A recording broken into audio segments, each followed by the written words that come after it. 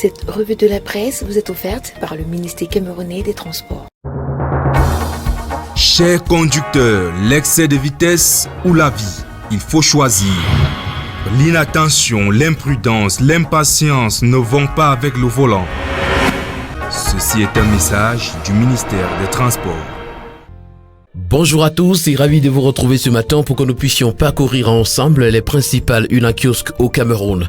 Commençons notre périple avec le quotidien national bilingue Cameroun Tribune qui titre à sa grande une ce matin « Lions indomptables, premier tour validé ». Tenu en échec hier après-midi par le Cap-Vert, le Cameroun termine à la tête du groupe A devant le Burkina Faso. Ce mardi, place au groupe B et C qui dispute leur troisième et dernière journée avec notamment un alléchant Gabon-Maroc. L'information est à retrouver ce matin des pages 3 à 12 du quotidien national bilingue Cameroun Tribune. Parlant toujours de la CAN Total Énergie Cameroun 2021, le quotidien L'Info nous informe qu'après le but de trop encaissé face au Cap-Vert, le peuple ne veut plus Onana. Violation du contrat d'exclusivité pendant la CAN, l'UCB porte plainte contre les brasseries du Cameroun. Et puis sanction de Pape Gueye, la CAF et la FIFA s'étripent. Le quotidien bleu d'Aman Mana Le Jour pour sa part ce matin revient avec la plainte de UCB et s'interroge qui viole les droits d'exclusivité de UCB. Retenu par la Confédération africaine de football comme seul fournisseur d'eau minérale, de boissons gazeuses et de bière de la Coupe d'Afrique des Nations 2021, l'Union camerounaise des brasseries s'indigne de ne pouvoir jouir des droits adossés à son contrat et vient de saisir la Confédération africaine de football. En petite une, on parle toujours de la CAN Total Énergie 2021. Le Cameroun est le leader du groupe A. Le Reporter Sport, qui est également un kiosque ce matin et qui parle bien évidemment de la CAN Total Énergie 2021, nous présente le trio convaincant. Pour la terre promise hebdo, les Lions indomptables sont les rois d'Olembé. En obtenant le match nul face au Cap-Vert lundi dernier, les Lions indomptables ont confirmé leur statut de leader incontesté de la poule A, ce qui leur ouvre la voie vers les huitièmes de finale. Le journal Intégration, qui est également un kiosque ce matin, nous renseigne qu'après la défaite des Fennecs face aux Allants nationales, des coups de gueule racistes entachent la CAN. Parlons également du Cameroun, la CAN booste les paris sportifs et puis mobilité urbaine, les taxis sont hors jeu pour la Coupe d'Afrique des Nations. Toutes ces informations et bien d'autres sont à retrouver ce matin dans les colonnes du journal Intégration. Le journal Prospective Nouvelle, pour sa part ce matin, s'intéresse au match Cameroun-Cap-Vert et nous renseigne qu'on a eu 50 500 spectateurs au stade d'Olembé. Le public camerounais a répondu massivement à l'appel du président de la République et le gouvernement gagne le pari de la mobilisation et du remplissage du stade. Vincent Aboubakar, auteur du but camerounais face au Cap-Vert, caracole en tête des meilleurs buteurs avec déjà 5 réalisations. Le bi-hebdomadaire L'Essentiel, pour sa part, ce matin s'agissant des stades de la CAN, titre à sa grande une « Vaincre le vide ». D'après l'information rendue publique ce matin par le bi-hebdomadaire L'Essentiel, le manque d'affluence reste le seul véritable hic sur le plan organisationnel de la CAN Total Énergie 2021 qui se déroule au Cameroun depuis le 9 janvier dernier. Toute chose qui déterre le caractère festif de la fête du football dans le pays. Cette situation préoccupe au plus haut niveau les pouvoirs publics qui ont pris des mesures visant à favoriser l'accès du public dans les stades. Il reste que leur efficacité soit éprouvée. Le journal Repère pour sa part ce matin titre CAN au Cameroun 2021 que le public soit.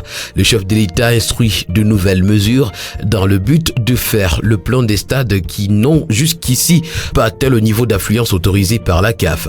En petite une, on parle de l'université de Bertois. La jeunesse de l'Est rend hommage au chef de l'État. Exportation, la banane camerounaise reprend des couleurs. Toutes ces informations et bien d'autres, vous les retrouverez ce matin dans les colonnes du journal Repère. Restons dans la CAN ce matin avec le quotidien Éco-Santé qui nous renseigne que l'hôpital de district de Djungolo Olembé reçoit 160 blouses neuves offertes au personnel pour la CAN 2021. En petite une, on parle de produits sanguins. Le Centre national de transfusion sanguine adopte un budget de près de 5 milliards de francs CFA pour 2022. L'hebdomadaire Sensu, qui est également un kiosque ce matin, s'intéresse aussi à la CAN Total Énergie Cameroun 2021 et nous présente les assurances de Jean-Enes Masséna Galé Bibéé. S'agissant de l'exercice 2022, l'hebdomadaire Censure nous renseigne que Gaston Elundou et Samba défend avec maestria son budget. Toujours parlant de la CAN Total Énergie ce matin, à la une du bi-hebdomadaire Génération Libre, retrouvons comment le trio Mindjek Miné Min Santé a remporté le trophée sur tapis vert. CAN 2021 toujours, la Socatu transporte gratuitement les supporters pour témoigner son soutien à Paul Biya. Conférence annuelle, retrouvons les priorités du ministère des Travaux publics en 2022.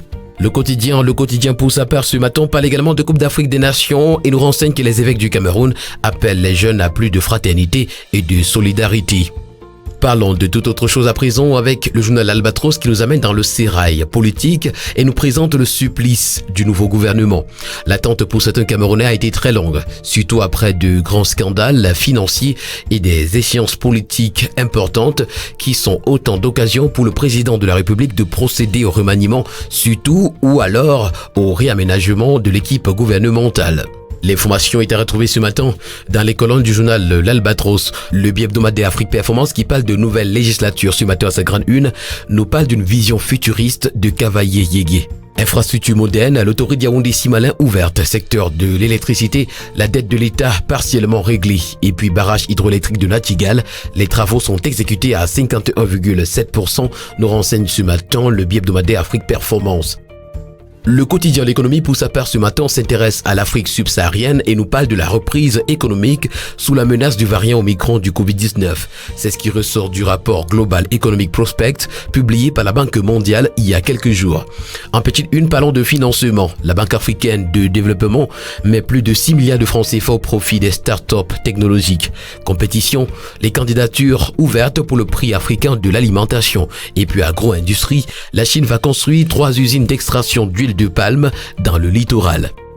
À la une de l'hebdomadaire de Zéphirin Koloko, l'avenir ce matin, Mali, la France ou le chaos, s'interroge le journal. En violation de l'espace aérien malien, un aéronef de l'armée française sillonne le pays. Les autorités de la transition dénoncent. La réaction du secrétaire général des Nations Unies est à retrouver ce matin dans les colonnes de l'hebdomadaire L'Avenir. Pour l'hebdomadaire Vision économique, on parle de transport ferroviaire. Bolloré sur le point de perdre Camrail, nous renseigne ce matin le journal. Un nouvel opérateur issu du consortium italo-suisse serait bien positionné dans les discussions actuellement en cours pour assurer le transport ferroviaire au Cameroun. À défaut de s'opposer à cette opération, l'État du Cameroun pourrait négocier de nouvelles clauses avec le futur partenaire dans le cadre de la gestion et de l'exploitation de son chemin de fer. L'information, vous l'aurez ce matin en page 7. En petite une, on parle de sociétés forestières touchées par la crise anglophone. L'État leur concède près de 300 000 hectares de forêt. Le quotidien Mutation ce matin s'intéresse au prix du pain et titre à sa grande une manœuvre à la baguette. À cause du renchérissement du coût de blé, la hausse est envisagée. Dans les boulangeries, le pain connaît déjà une cure d'amaigrissement. L'information, vous l'aurez ce matin en page 7. En petite une, stade de Japoma, l'état de la pelouse fait jaser. Et puis Cameroun-Cap-Vert, un nul au goût amer. Mesdames et messieurs, voilà qui met fin à cette autre édition de la revue de la presse camerounaise. Merci de l'avoir suivi. Rendez-vous demain pour une nouvelle sortie. D'ici là, portez-vous bien et bonne journée à tous.